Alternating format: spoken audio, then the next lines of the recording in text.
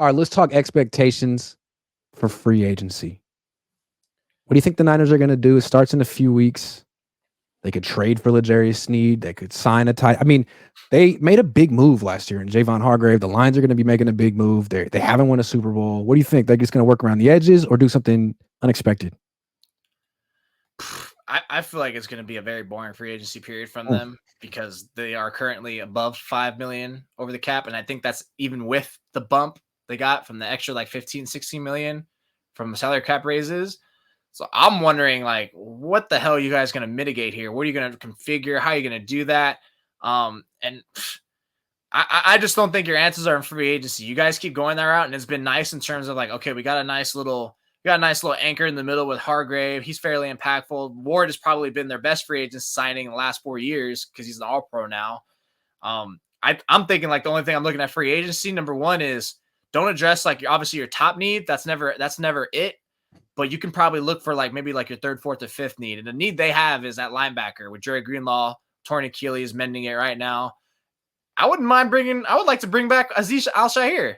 You know how much? I don't think he signed for that much last year. He came on the Titans signed him to a 1-year deal, and it's not like he had a better season than any time against the 49ers. He's still a good linebacker, and I think that would make perfect sense. You know, if you're not feeling comfortable with those young linebackers, D. Winters, Jalen Graham, and such, or you don't want to draft someone, then hey, I have an idea. Let's bring in a guy who probably won't cost too much. Plug and play, literally only takes a couple of weeks of practice to reintegrate him with us, and we're all good. And then Dre comes back. Now we have a great array of 3 linebackers, and we don't have to feel forced to bring Dre Greenlaw out. Whether if we got Graham or Winters or whoever young linebacker you guys sign, you might feel a little skittish. Like after like a month or two of playing, it's like, I can't really trust this guy. And now all of a sudden you feel forced to bring Greenlaw back. And at least Al-Shaair, you have that comfort in your head, that confidence knowing that he could be there and he'll be fine. So I think that's where you should kind of look at in terms of addressing a free agency. The thing about Al-Shaair, though, is he went over to Tennessee and messed around and got 163 tackles last year. Like, he had more tackles than Roquan Smith and C.J. Mosley and Fred Warner and Levine. Like, he killed it. So I don't know that the Niners can afford him. Yeah. And I don't really know what the feelings are like between those two sides. I mean, I think he felt like he never really got a shot. And then when he got a shot in Tennessee. On Instagram, that nice little shout out to the 49ers, like a little highlight play with the 49ers. Yeah. And he showed up in the NFC Championship game. So I think that relationship is nice and dandy. I feel like they're going to take a linebacker with that pick in round 1. That's my prediction. I think they're going to get a D end in free agency. I feel like that's their number 1 priority. D end.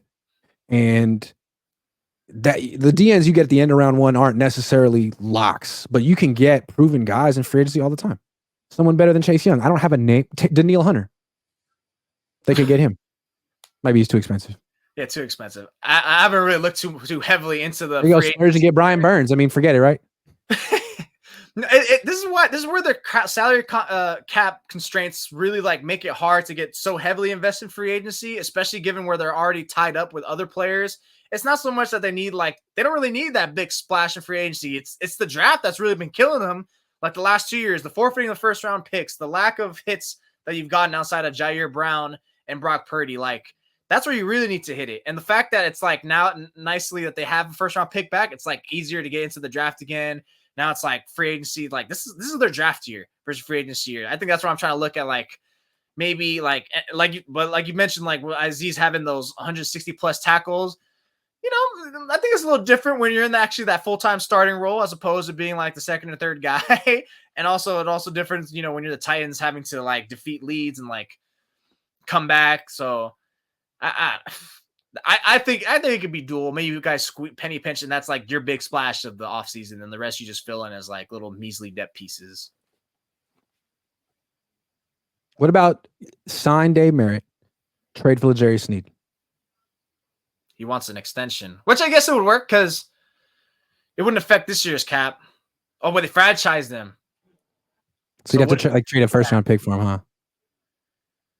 But then you could trade McCaffrey, get that first round pick back. This guy. Who's your running back? Elijah Mitchell last year deal? Yeah. Jordan Mason. The offensive player of the year? It's really pissed off the fan base. What do you say? To troll hey guys, guess what? McCaffrey's gone. It's okay though. Don't worry. We got a good corner. You guys are gonna be crying. We're winning 23. We're winning 20-10 games every game. Yeah, free agency is just a little weird this year because Didn't Mike Shanahan do that when I was in high school? Did he not trade Clinton Portis for Champ Bailey? Did he not do that? He did, right? that wasn't a time where running backs were more valuable too. Am I tripping? I don't know. Okay, but that's Champ freaking I expect Bailey, them to do something because the Lions are going to do something. The Eagles are going to do something. The Niners can't just sit back and act like they're way that much further. They want how much they beat the Lions by? 3? 3. Barely. Barely. They freaking barely beat the Lions at home. They gotta be aggressive here because the Lions will be. But the Lions are aggressive and the Niners kind of aren't by nature. I feel like my expectation for free agency has got to be something trade oriented. Like literally, we're gonna feel something similar to like DeForest Buckner type of. Now I don't know if that's gonna be Brandon Ayuk, but it's gonna be somebody, and it probably should be somebody. I think that's gonna be your only way to recruit picks or get someone that can give you that immediate impact this year.